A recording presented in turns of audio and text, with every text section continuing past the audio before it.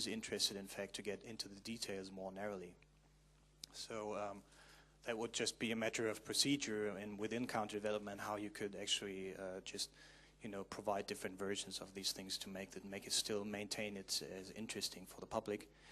And then another thing which you have addressed was that there might be abuse of this, and I'm fully aware of the potential of abuse once you give countermeasures to the public, that there will always be some guy who is making full use of that just because he was pissed off with some bureaucrat or something. But I think that is a very nice thing, actually, because it renders the introduction of technology into politics quite impossible and quite dangerous for the politicians, and so they will think thrice about doing it. That's just my point. Okay, we have time for another question, I guess. It's just a small question. The most surprising thing for me was the physical accessibility of the technology. In the case of the voting computer, it's quite easy to see that there is a thing that you can access and you can beat upon it. But if we think about data retention or things like that, it's not only the technology but also the data that isn't physically accessible. And are there concepts to relate the technology and the data that's been gathered with the technology or stored by technology on the one hand, and the other hand, how do I have to imagine physical accessibility in those cases? I don't know how to really formulate the connection between technology and data, because I'm not a technologist. I'm a meta-technologist, but not really a hacker. I do not know anything about these things in any greater detail.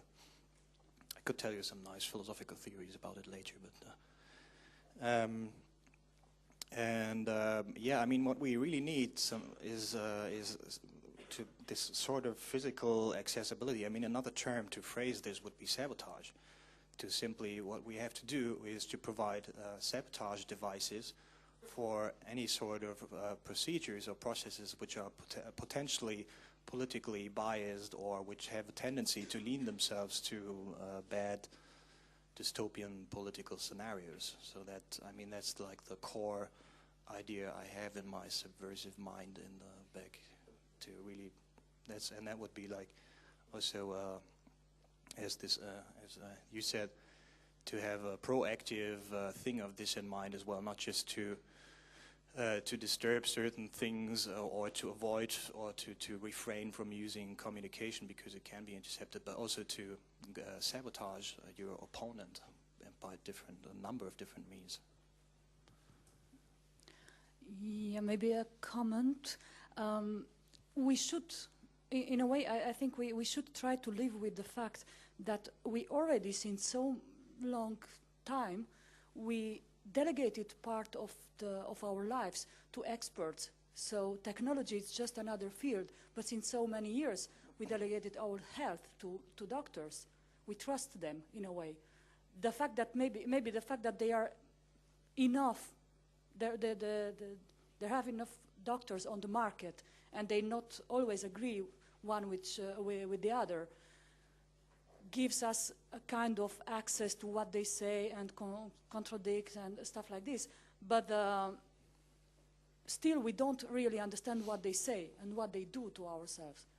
On the other side, maybe about the access to technology, I don't know where is the balance to find between, I would say, just to give an image, if you have television, state-controlled television with just one channel, and you have only the government programs, and then after we liberalized it, we gave many channels to people, and the remote control, they choose to watch Fame Academy.